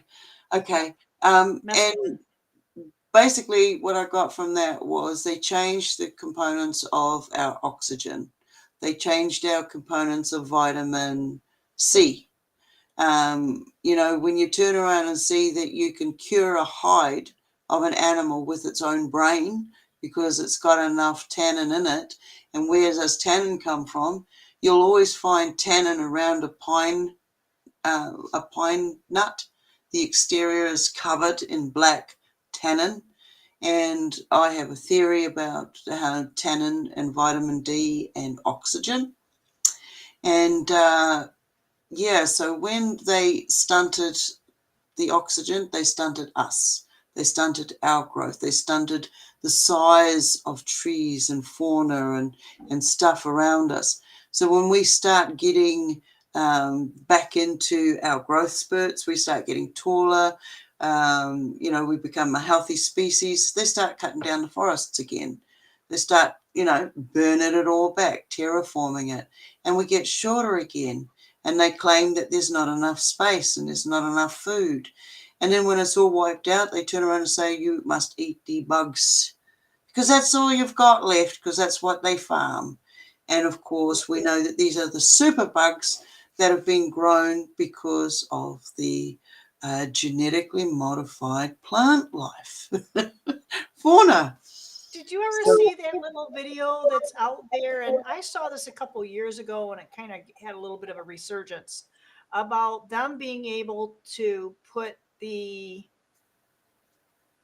I can say vax into plants. Oh, yes, I did. So, Yes, I did. yeah, so it was not a concern that they do this. The No. discussion was, how do you get an appropriate dose? It's like, Yeah. what? This is the discussion?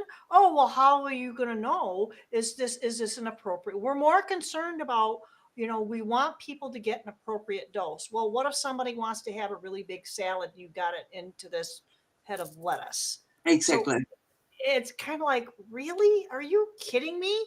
You're not even, Yeah. there's no choice.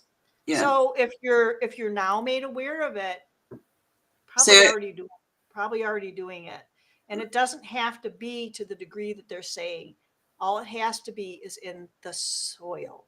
Yeah. Yeah. And it's So out it there. goes, if you look at the art of war, okay, the art of war, it's also like the games people play.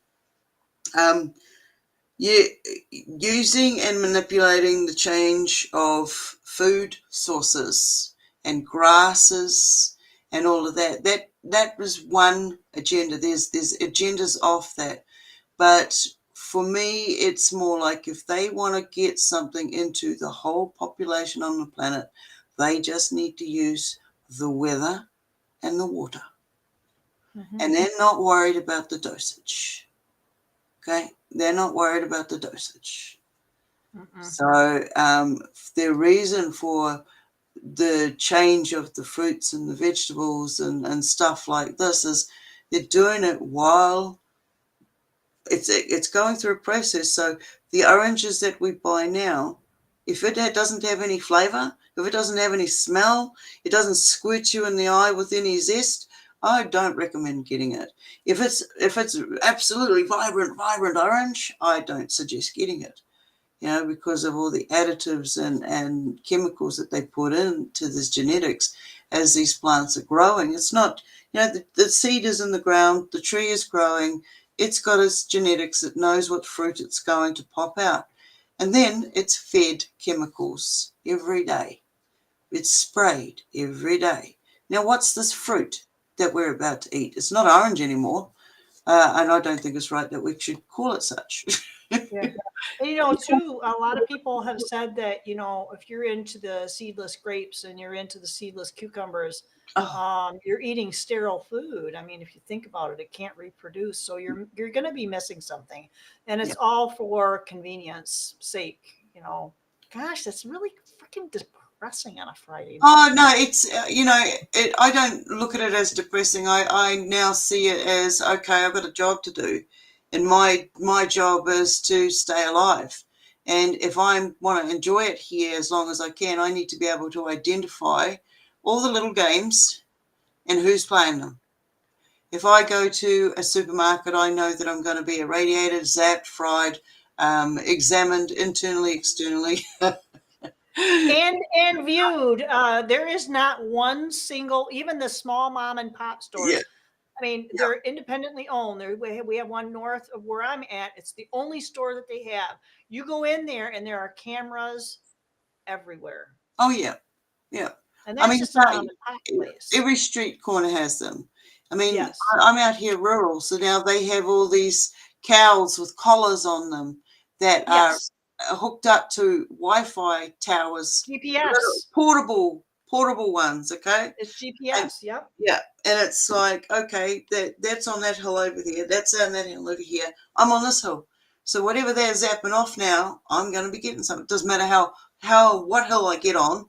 This is what's going on. They are frying everything slowly. Okay, we're being slow baked. Our skin is changing. Everything about us is changing.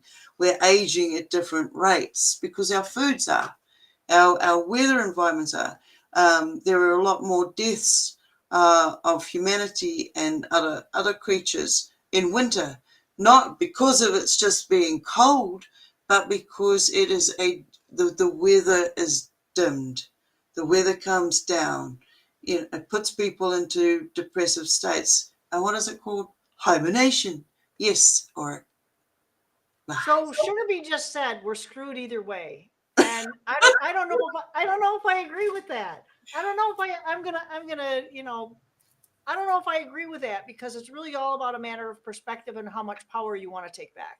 I don't feel screwed at all. If I'm aware of something and I don't take action, I take action, I screwed myself. yeah. So I, if I'm aware of something and I take action on it and I am able to avoid that quote unquote that tower moment, then I'm not screwed. yeah. Yeah, So I we're all know. having to deal with similar things. We're not all dealing with the same things, and we're all in different place and all that other kind of stuff. Yeah.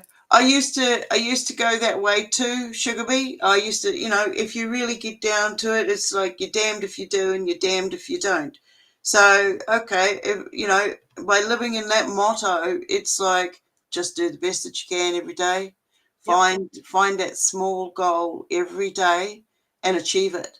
Make the bed, shake the fleas off, shake yourself, brush Yep. your hair. Yep. Sometimes we get into such states knowing that what's the bloody purpose of it all? Why am I here? Why do I keep doing this, going through this for? Haven't I learned by now? When you think you're at that point and it's like, yeah, this can't happen again. No, boom, it happens slightly different tune, but it still happens. And it's like, how do I keep letting this happen? Because, who else is going to stop it? You have to stop it. You have to go, well, if it's going to happen, I'm going to make the most of whatever situation I'm in. I'm going to find the smallest little gem every single day, and I'm going to just keep on going. I'm going to keep turning my adventure. She says as she reaches out and gets zapped by an electric cord. Yeah. Anyway, every day there is something to be able to laugh at yourself at, because the more that you can laugh, the better the chemicals in your head, the less hungry you're going to get, the more active you're going to become, and things will start washing off you faster and faster. But you've got to be able to recognize it there and then and do something about it. All right. Yep. You can, if you want to live in that. I mean, I live in a reality where everything around me is predator prey. And it doesn't matter where I go, what I do. It's always predator prey. People only, they judge you by what they can get from you, whether it's energy, whether it's lush, whether it's whatever else it is. All right. Everybody wants to get something from somebody, and that's just how it is. So living in the predator prey reality, what do you want to get from it? What do you want to get from it? I want to make good memories. I want to have clear intent. I don't want to do any harm. I'll do what I need to survive. Simple. If I can help somebody out, that's what I'll do. But I also am very aware that I've done that all my life, and I am allowed to say no.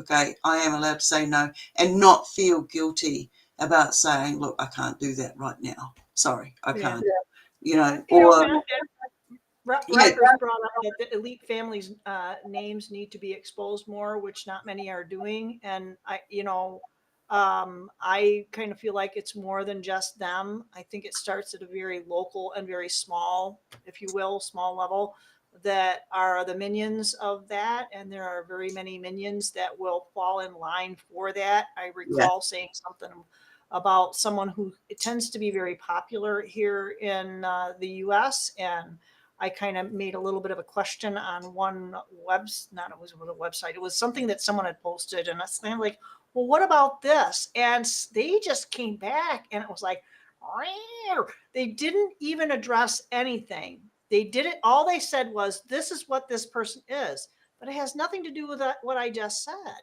Yeah. It has nothing to do with what I just said. You addressed nothing in here. So all you did was pump out a narrative that you felt fit that Yeah. paradigm of that particular individual, and obviously a very, of a particular color that they were trying to support, that they were and it's like, you know what? I don't support, I don't not support. All I do is sit back and say, left wing, right wing, same bird. Yeah. So you have to kind of, everybody's got their agenda, and all we're going to do is believe what other people tell us. I'm not buying any of it anymore, because what you said earlier about um, people basically saying, oh, this is going to happen. Things are really going to go down now. And, it's really going to start happening. How many years have we heard this? Yeah. And Exactly. things never really on a real deal level for people, the general populace. Does it really change for the better? I know personally, not so much. And Yeah. it's just, you work hard, you do this. It's like, really? That's gotten me zippo, other than, a couple of trips to the doctor, making me think I'm like, that happened a couple of months ago. I thought, Yeah. okay, I'm getting close, and Yeah. I got to go to the doctor for this. And even recently. So there's a lot of pressure on the average person, and that's what they want. That's like keeping you under a particular thumb. Um, um, yeah, and it's just like, if you start like me, I'm starting to like manifest some really weird symptoms, and it's like, okay, well, what is this? Why is this starting up now? And I can identify. It's not so woo woo. It's something that's more practical. Okay, maybe I Yeah. didn't get enough water. I'm not processing my stress enough, and if I don't process the stress, that's going to turn into trauma, and it's going to be harder to clean off when I get home. So that's why I hide in the in the toilet. uh, and you take care of it. Seriously, if that's what you have to do. There are times, I kid you not, I love it that I have over an hour drive to one of my people, because that's like because of what they deal, what they say, what you have to make sure that you're well shielded before you go in there. When you leave, it's like, damn, the shield wasn't thick enough.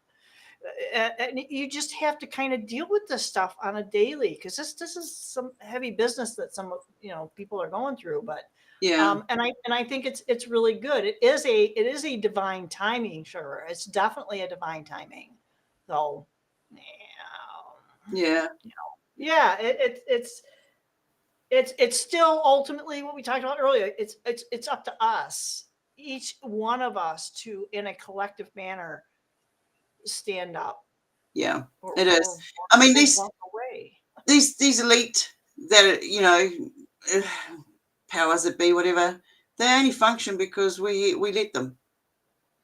So, as I said years ago, as soon as we stop participating in what they want, they've got nothing to stand on. They will start showing their true colors and get nasty because they're not getting what they are used to getting. They're like spoiled little brats. Take that away from them. They don't need it anymore. We don't need to give it anymore. We have to stop enabling the elites. Oh, geez, that's going to go around, isn't it? Well, and I feel like too, if we think we know who these people are, I think you're wrong. I think we're wrong. And because I think it's above whatever names that you've ever heard of, because these names and things, I don't even know if they have a name. They might have a title, or they might have some sort of an energetic structure, because I really do think that it goes beyond that. and something's been embodied in this place. Whether we can change that structure or not, I don't know. This is getting a little kind of esoteric at this point, but you get what I'm saying, Yeah. though, because it feels like it's more than what, because we're only going to believe. I mean, I'm even trying to learn about some of these deities that you had mentioned earlier, and I've been kind of on and off reading about these guys. And each culture does have their own version of Yeah. a Jesus, of a Miat, of a, whatever Disciples, religion or the ism whole you want lot. to put on it. Yeah. Yeah, they have all of that. They all have these parallels with these deities, and has these structures. So that's why I feel like it's more than that.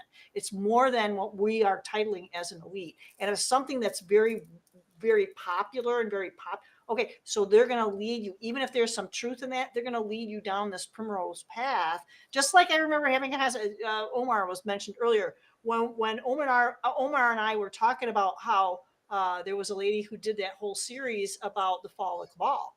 Yeah. And he laughed, and it's like, well, of course, but it doesn't mean it was to raise an awareness as to what these structures were doing as they were embodied here, and how many thousands of years that have passed, that's buried, and it's grown and it's festered. Yeah. And we have to clean up the mess. Oh, something happened to Stone. Where did you go? All right, so I don't know where she went.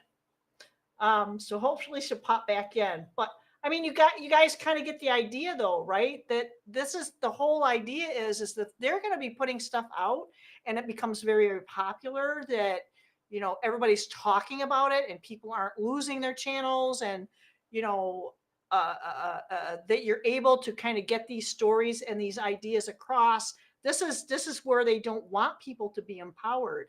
It's not about being aggressive. It's about being empowered and taking a different tack away from maybe what they're titling as an elite, but it's bigger than that. It's much, much, much bigger than that. And it's our words that are falling into it. It's our words that are the ones that are going to create what we want. And Stone mentioned the idea of a, what do you call it? Not the paradigm, but really it's about this whole structure that's been built. And she talked about AI and the God structure. So this is more like we've come into a place that has a personification, and we are the people that are obligated to a certain degree to figure this out. And mentioning that the veil is thinning, and the visions that I've had myself about what this thing they're calling the veil is not something that I think of like, while there it was like a curtain. It's not a curtain. It's in the Bible they talk about, was it Paul had the scales fall from his eyes and he was able to see.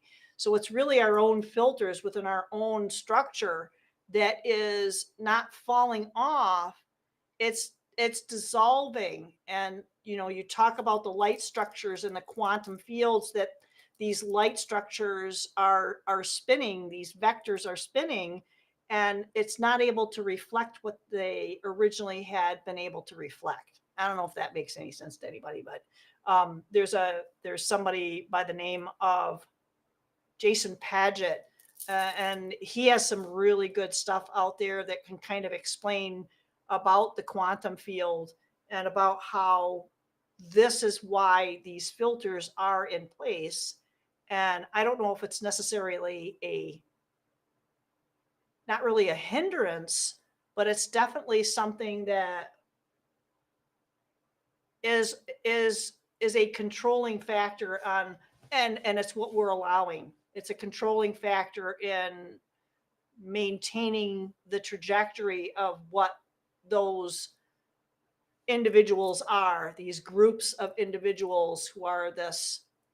And again, I don't even want to call them beings. I don't think they're beings. Yes, everybody, a lot of people are seeing what we're calling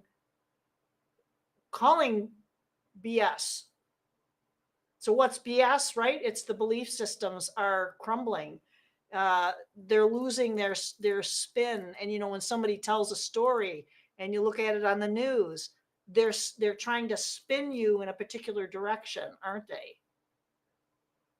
And it is everywhere. That's why I stopped watching the news. I even watch.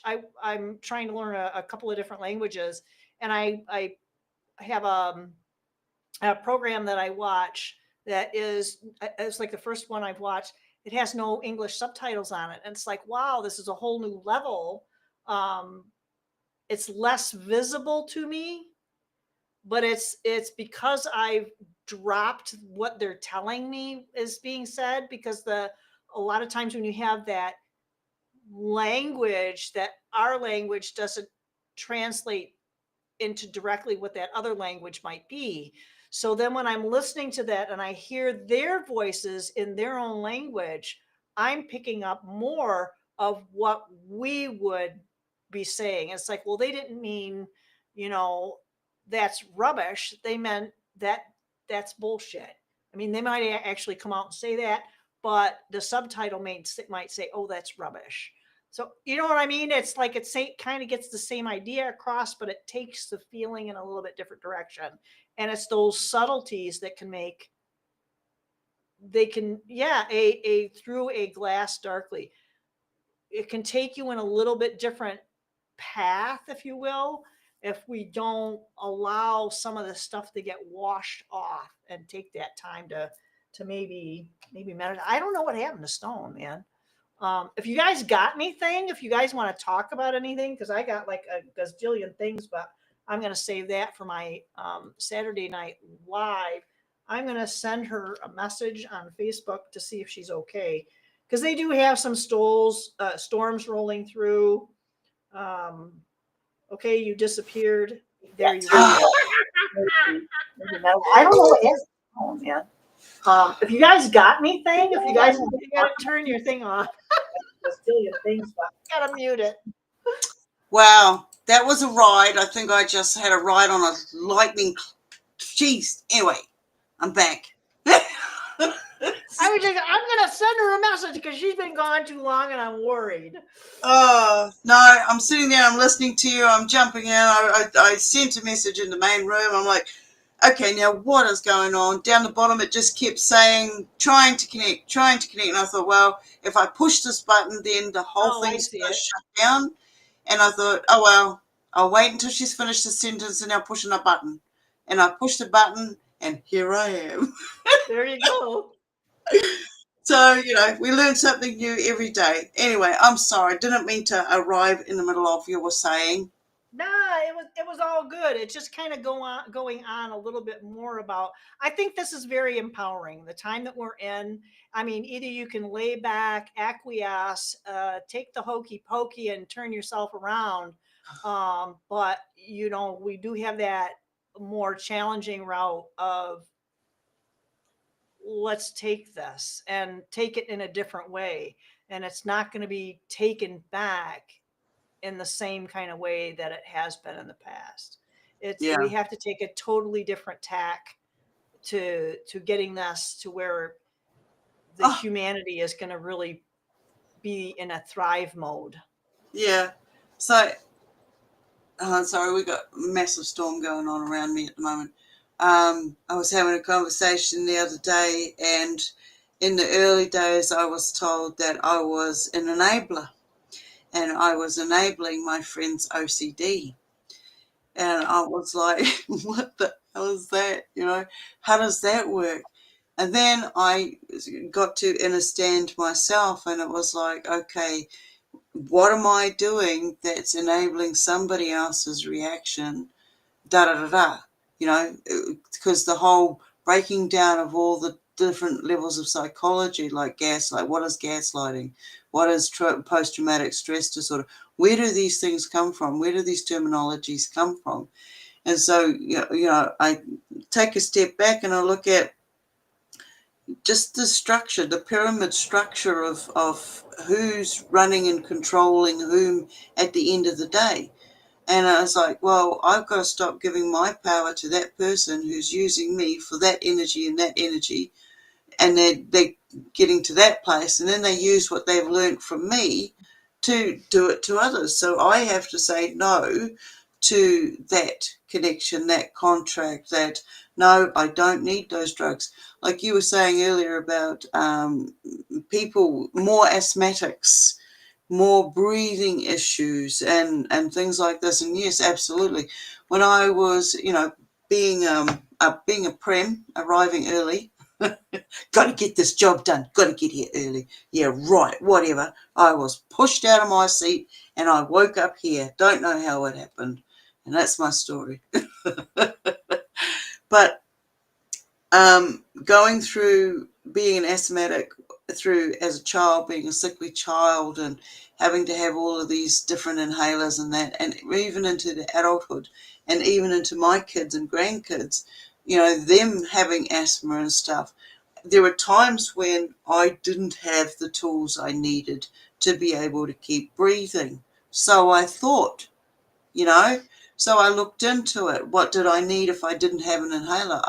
You put in either eucalyptus oil and inhale that with a steam, like a steam breath, bowl, towel. Yeah, breathe it in, clear those lungs. Or it was put a coffee, black coffee, strong black coffee in a cup, do the same thing. Breathe that in, open up those bronchioles. So, as you were saying, this connects, like, we start looking after our health. We start looking after, we've got a symptom. Oh, what is that symptom telling us? Because it's we get to a stage where we know our body is actually communicating with us. And now we decided we're going to listen to it, because we're not spring chickens and we can't jump that fence because we get electrocuted. Even if you're wearing rubber boots, it can still happen. Okay, so there's these little things that you try to do a good deed and you get zapped. So it's about, yes, I did go out of my way to do that, to help somebody else out. Good deeds don't go unpunished. I had that motto. Since getting called to the dean's office, finding $10 note on the ground, going, oh wow, look what I just found, all excited, only to turn around and get told off and accused of stealing. It's like, what, But you get yourself into, okay, what is my risk management? What am I going to get from this? What am I putting into this? What is the energy I'm putting into this? What am I going to get back from it? Okay, sit up in the morning, the heart's going, do, do, do, do, do, do, do, do. Wait a minute, is it my heart? Check, check, check, check. No, but I'm feeling it. I've got all the symptoms. I'm feeling it. Grab somebody else's hand. Can you feel it? Is my heart beating too much? No, you haven't got one. Sweet, okay. But that just tells me that there's something else in my vicinity that is going to be like a big disturbance. It's a palpitation and it's shaking. It's like I wasn't out of breath. I wasn't short of breath. How come these symptoms don't add up? What's not adding up? Finding the balance. Am I getting the right amount of minerals and vitamins? Have I got twitchy eyes? Am I getting little spasms here and there? You start going into, oh, they never taught me that when I was getting older. Nobody ever talked about that. Is that part of it? We start researching who we are, what we're going through. Is it a side effect from the foods that we're eating? Not necessarily the food, but maybe what they've put into the food. Maybe we're having a toxic reaction to it. So then we look into, okay, now we know this is like what you were saying, we're damned if we do, we're damned if we don't, sort of thing. We know that they are out there, they've put the chemicals in absolutely everything, but we still got to survive. We still got to try to get through this. We still got to function. So that means we've got to go, okay, well, if I put myself in a situation where the worst scenario, the worst outcome, and that's not going to happen, so therefore I've already won. I've already beaten the emotions that are going to tell me, okay, that's it, it's all done, it's all over, you don't need to be here anymore, to total rage, total berserker off the planet. Either way, I'm not here. But I want to be here, okay? I want to be here. I'm in this body. This body is amazing. It's got me through so much stuff. I interact in so many different dimensions because of the facility that I've got going on here, that I'm in. So I need to learn to communicate with it, know what these ticks and twitches and yes, I have my own, and sometimes my coffee does get spilt. So it's like if I go to the doctors every 5 minutes and say, look, this is wrong with me, this is wrong, all they're going to do is write out a prescription, write down the notes. Okay, she's come in with this now. She's okay. This is what we're giving her. So if we need to take this one out, I'm going to put this into this medication because she's going to take it.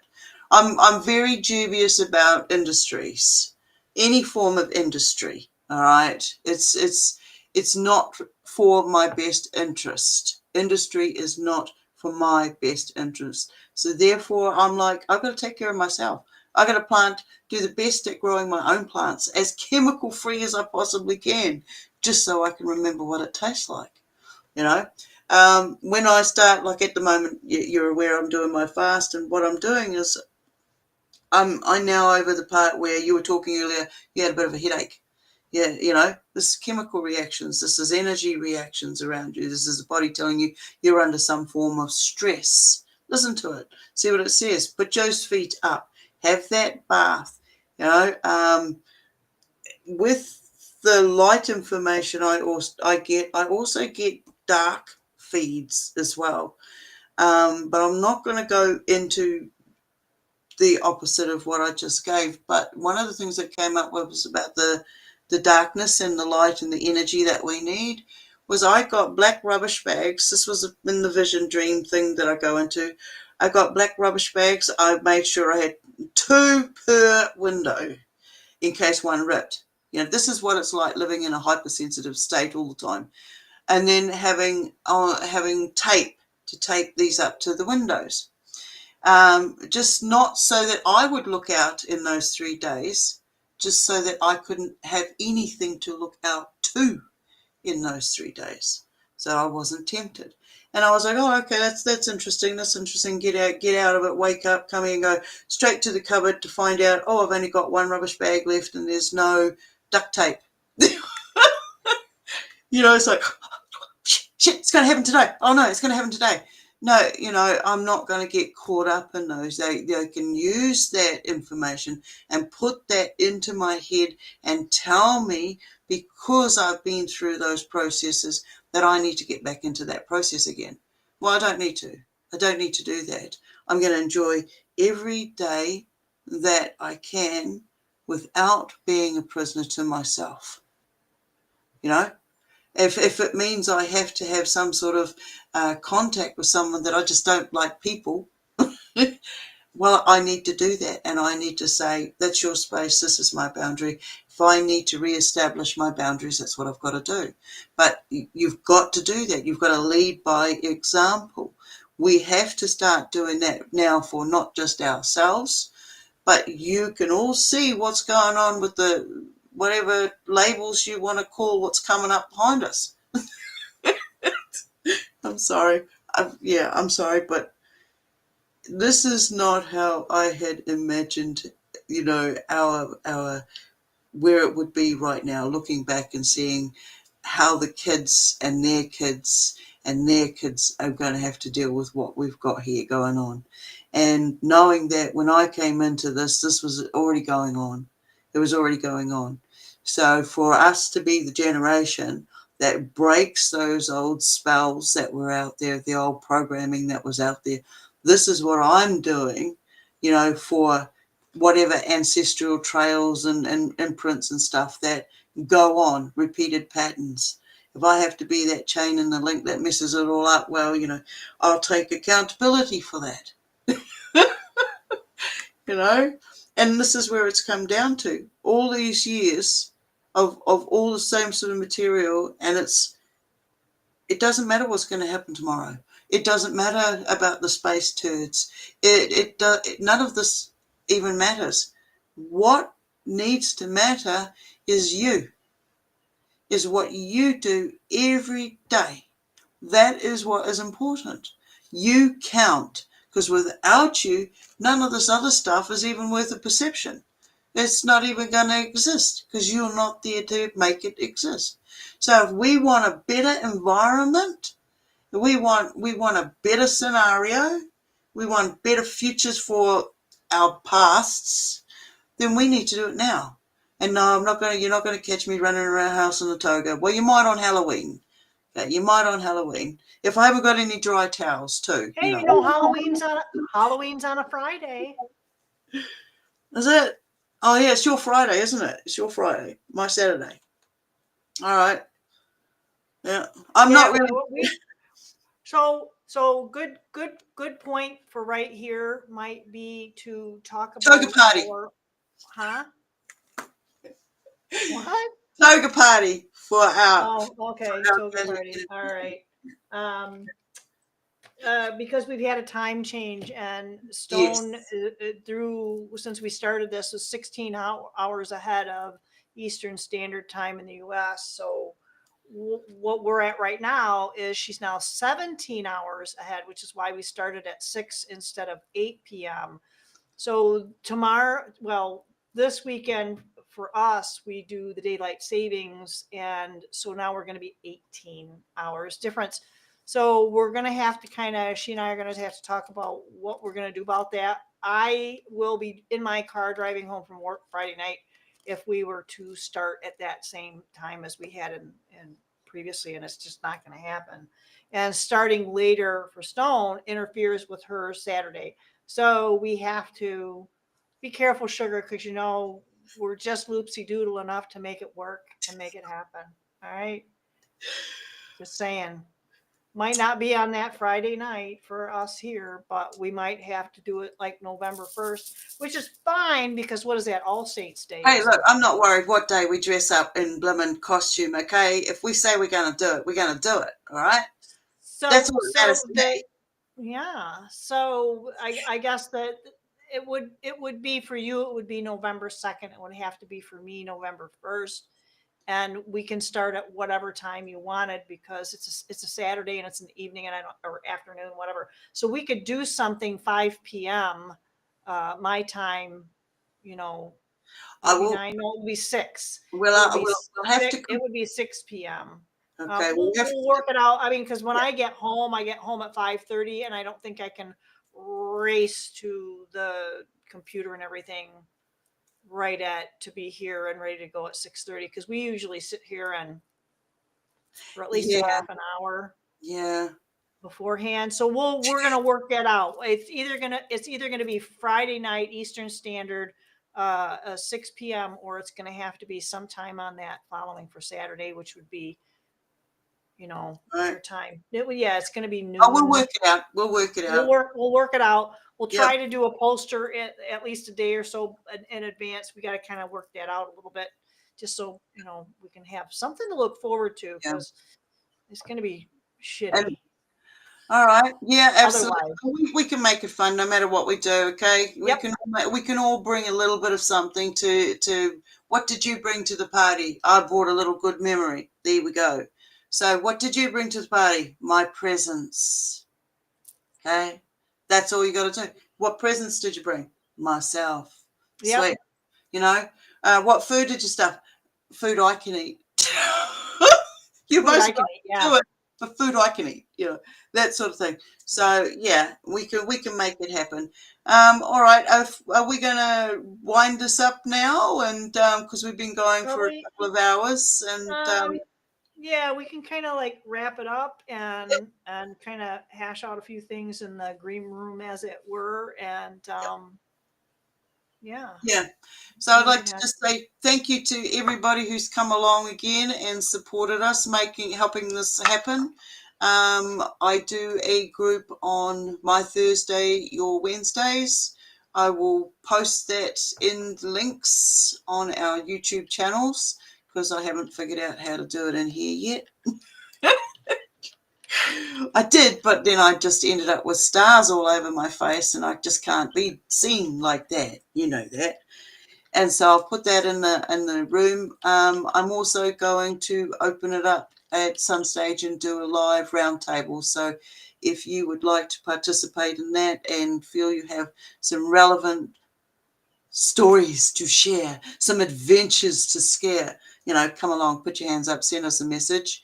And yes, I think next week or the week after we'll be doing some readings as well.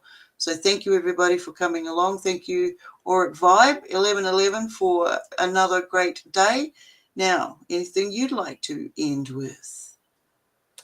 Yep. I'm going to just go ahead and post what I got on my side of the world and whatever our standard links and whatnot.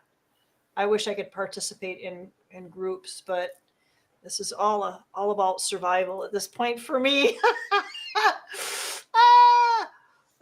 And just hanging on for the ride. Yeah, thanks for stopping by, all you guys. It's always a blast with people coming by and ringing up that chat, baby. But this is something to keep in mind too. So Stone, you and I have done things in the past off the fly, off the cuff. Because there was one night I got home from work and it was in the middle of the week and you're going, "Meh," something had happened. And it's like, okay, well, let's record this. And we did. And with chocolate? Are you kidding? That's awesome. That's a great idea. Chocolate! Chocolate! Give me some chocolate! Dark chocolate. I'm up for dark chocolate. I'm not a sweets person. I don't do cakes and pies and all that kind of madness. I'll do the chocolate, man. If it's good chocolate. But anyway, that's a good squirrel derailment there, chocolate.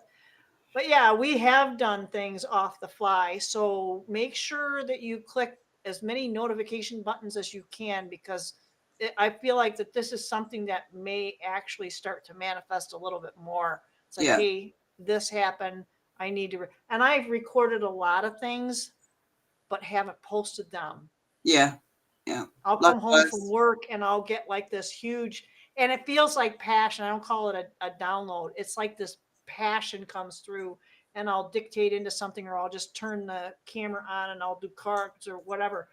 So this is the kind of spontaneity I think that we all need to have. So click that notifications button, because you never know what's going to happen. Yeah. All right then. Thank you everybody. And we will see you again. Watch out for notifications, support us, and all that jazz. And be nice to yourself. Okay? Be nice to yourself. Go and give yourself a smile in the mirror. That's what you're going to do. So thank you again, and I'll see you guys around on the circuit. Right. See you on the flip side. Pushing that button. Here we go. Anything could happen.